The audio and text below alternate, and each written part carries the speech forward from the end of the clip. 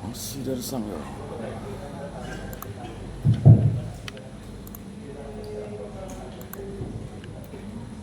Baik, terima kasih atas waktu dan kesempatan yang diberikan kepada saya. Jadi sebelum saya memulai presentasi saya boleh memperkenalkan diri. Nama saya Alexander Riri, saya dari Kemenak Sanggau. Jadi dari Paroki Santa Maria Bunda Pengharapan Ulun. Jadi baik, pada kesempatan yang baik ini saya langsung saja masuk ke materi. Jadi tema yang akan dibahas adalah inovasi penyuluh agama Katolik dalam membangun generasi emas, dan subtema menjadi motivasi dan inspirasi dalam pembangunan moral generasi muda di era globalisasi. Bapak Ibu saudara-saudari, sebelum masuk ke tema ini, mungkin barangkali kita di zaman sekarang ini sudah mengenal yang namanya teknologi. Mungkin barangkali teman-teman setiap pribadi yang ada di dalam ruangan ini memiliki handphone. Jadi dengan memiliki handphone tersebut, kita sebagai sebagai manusia bisa mengakses segala sesuatu berkaitan dengan apa yang kita mau. Jadi dalam hal ini, dengan kita memiliki handphone yang dikatakan smartphone itu, jadi sangat berdampak di dalam kehidupan manusia di bidang teknologi, ekonomi, dan budaya. Nah, dalam hal ini sangat berdampak pula kepada generasi-generasi muda. Sangat berdampak sekali terhadap generasi-generasi muda. Nah, dampak globalisasi terhadap generasi muda di sini yang pertama itu sebagai akses informasi. Jadi mungkin barangkali di sini saya membuatkan contoh. Kita mudah mendapatkan informasi begitu cepat melalui media sosial. Mungkin barangkali apa yang terjadi di Jakarta saat ini bisa kita akses informasinya saat ini juga di kampung, misalnya seperti itu. Kemudian yang kedua, perubahan nilai dan norma. Globalisasi seringkali mengubah nilai dan norma yang dianut oleh masyarakat. Nilai-nilai budaya lokal dapat terancam oleh budaya asing yang lebih dominan, sehingga generasi muda mungkin kehilangan arah dalam hal moral. Contoh, mungkin barangkali zaman dulu orang memberitahukan informasi dari rumah ke rumah, dan sekarang melalui WhatsApp atau WA group. Saya ingat di kampung dulu ketika ada orang meninggal, jadi ada kode-kode tertentu. Jadi ada kepala kampung membunyikan gong sebanyak 3 kali, itu pertanda ada orang meninggal. Dan masyarakat di sekitar sudah tahu kalau bunyi gong 3 kali ada orang meninggal, seperti itu. Kemudian selanjutnya, tantangan identitas. Di tengah arus globalisasi, banyak generasi muda yang mengalami krisis identitas. Mereka mungkin merasa terjebak antara nilai-nilai tradisional dan modern yang dapat menyebabkan kebingungan dalam membangun moral yang kuat. Contoh, kehilangan jati diri. Selanjutnya, nah dalam hal ini dampak globalisasi tadi itu berdampak terhadap anak muda. Jadi peran orang tua di sini sangat penting. Terhadap generasi muda. Jadi untuk membangun generasi muda, peran orang tua dalam hal mendidik harus sangat krusial. Mereka harus menjadi teladan dan sumber inspirasi dalam kehidupan sehari-hari. Nah, di sini saya memberikan contoh, ada beberapa contoh. Memberikan pendidikan moral. Orang tua dan pendidik harus secara aktif mengajarkan nilai-nilai moral seperti kejujuran, tanggung jawab, dan empati. Ini dapat dilakukan melalui diskusi, cerita, dan contoh-contoh nyata. Menciptakan lingkungan yang positif. Kemudian selanjutnya mendorong keterlibatan dalam kegiatan sosial. Selanjutnya next. Kemudian di sini peran penyuluh itu apa yang bisa dilakukan? Nah, yang pertama, penguatan nilai-nilai agama dan pendekatan moral. Kemudian yang kedua, pencegahan radikalisme dan intoleransi. Kemudian yang ketiga, pembentukan karakter kepemimpinan. Keempat, pendidikan keluarga dan masyarakat. Dan yang kelima, peningkatan kualitas sumber daya manusia. Bapak Ibu saudara-saudari, mungkin barangkali saya memberikan gambaran, saya adalah orang kampung. Seperti itu. Jadi orang kampung, kalau diberi, maksudnya kita sebagai orang kampung, kalau masih 2 menit.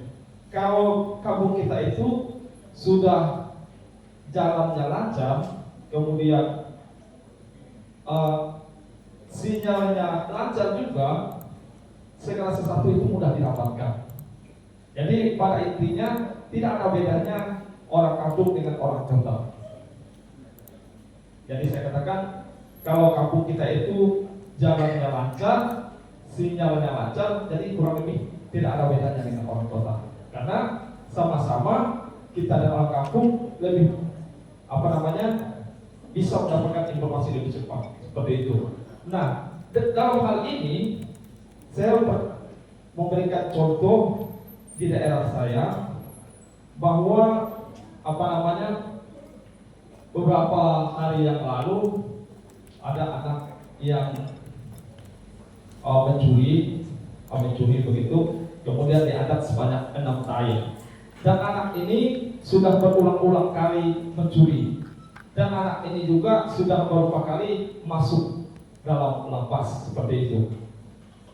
Nah, dan sekali saya telaah anak ini ternyata kasus narkoba. Nah, ini ada salah satu contoh dari anak-anak yang lainnya. Tadi saya katakan bahwa ketika sinyal internet sudah masuk ke kampung, jalan lancar untuk masuk ke kampung tersebut, jadi tidak ada bedanya anak dari kampung dengan anak dari kota dalam hal mendapatkan akses informasi. Kemudian selanjutnya, dalam hal ini kita sebagai penyuluh agama Katolik dalam binaan kita kalau kita di kampung itu sebagai pemimpin umat, tentu dalam hal ini kita waktunya habis. Baik, terima kasih. Selamat sore. Iya. Baik, untuk peserta yang terakhir dari Sanggau, Ibu Li Martina SKM. Apa lagu?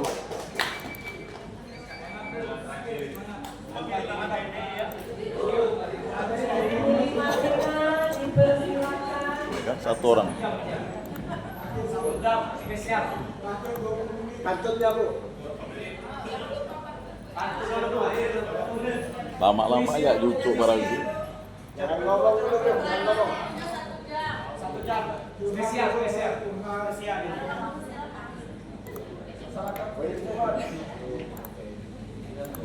Untuk Ibu, spesial Bu. 30 menit.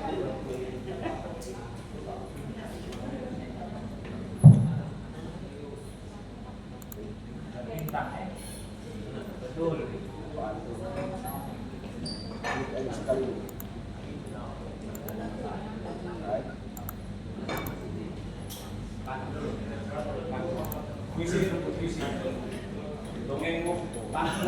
Apa satu dong? Masih mulai telah mau dimulai. Baik, terima kasih. Kalau minta pantun, saya buat pantun.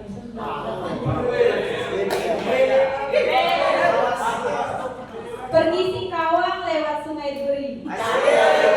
Sampai Singkawang ke Pasir Panjang. Kan tinggal saya sendiri.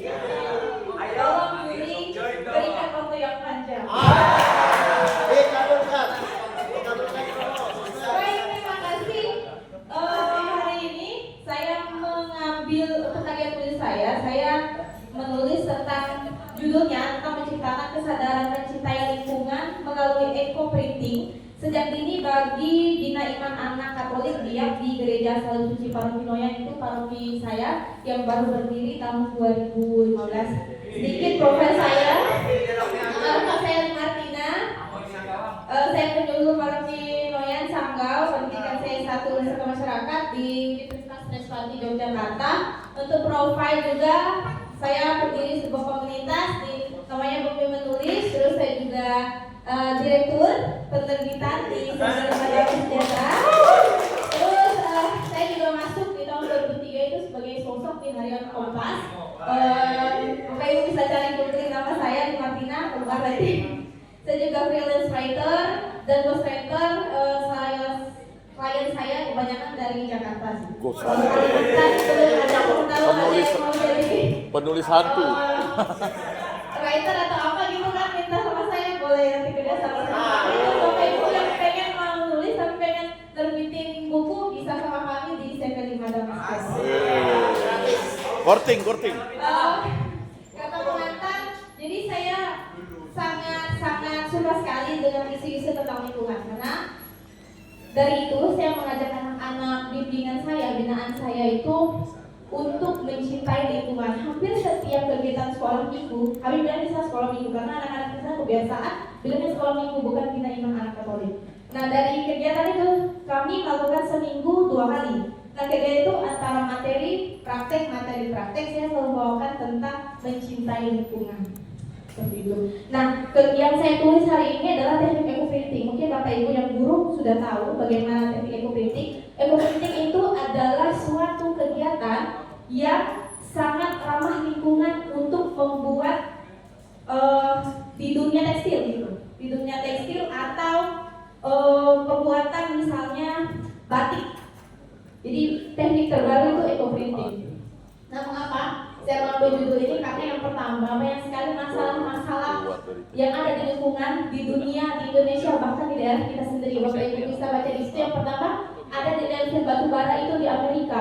Itu limbah batu bara itu mencemari air minum di sana. Terus yang kedua itu di Brazil banyak ikan yang mati di sana. Terus yang kedua di Indonesia itu Sungai Citarum di Jawa Barat. Bapak Ibu punya nomor 3 sungai tercemar di dunia. Dan yang terakhir itu saya mendapatkan informasi dari Kompas, itu dari Wahdi Kalbar mengatakan bahwa Sungai Kapuas itu dari 10 juta hektar daerah aliran sungainya 70% sudah rusak. Artinya bahwa daerah kita ini di Kalimantan Barat sudah rusak lingkungannya Bapak Ibu. Makanya kita jarang sekali mandi di sungai. Kenapa? Karena airnya rusak, jelek, bahkan bisa gatal-gatal kayak saya kemarin gatal-gatal. Makanya harus pergi ke dokter. Nah, ini kenapa saya mengambil itu karena ada hubungannya juga Bapak Ibu. Di dalam Alkitab juga mengatakan di Amsal bab 3 ayat 15 sampai 22 itu mengatakan bahwa manusia itu sebenarnya punya power untuk mengelola bumi. Jadi sebagai manusia kita punya akal budi, kita sebaiknya bagaimana dengan bijak untuk bisa mengelola bumi. Dan juga dengan sesuai dengan buku yang ditulis oleh Paulus Fransiskus, Bapak Ibu juga tahu itu tentang Laudato Si mengatakan bumi adalah rumah kita. Terus ini rumusan masalah ada 3 tentang ekoprinting semua. Yang bagaimana tadi saya sudah jelaskan di awal bahwa ekoprinting ini memang sangat-sangat cara terbaik untuk mengelola limbah dan cara terbaik untuk tekstil atau perusahaan tekstil atau fashion bisa menggunakan teknik ekoprinting. Pembahasannya di paroki saya, paroki baru 2015 berdiri, luasnya sedikit, kecil, itu mempunyai 5 desa di mana ada 40 stasi dan jumlah umat Katolik di tahun 2023 itu berjumlah 4840. Jadi kemarin di 2022 itu 4830. Jadi naiknya 10. Itu karena kenaikan 10 itu kebanyakan karena kelahiran. Jadi banyak menikah kelahiran bukan karena orang pindah agama. Masih 2 menit. Ya. Ini kegiatan kami, anak sebagai model penyelamat. Nah, model penyelamat dan model ini moto yang saya tulis. Kenapa? Karena anak-anak itu merupakan generasi utama membangun gereja, menumbuhkan kesadaran anak untuk menyelamatkan lingkungan, dan anak adalah penyuluh. Saya rasa Bapak Ibu juga tahu bahwa kalau kita mau belajar, yang harus kita ajari yang pertama adalah anak kecil, bukan orang dewasa ataupun orang tua. Nah, itu kesimpulannya ekoprinting sangat ramah lingkungan, menumbuhkan kesadaran mencintai lingkungan. Sorry, ini kenapa Mas ya?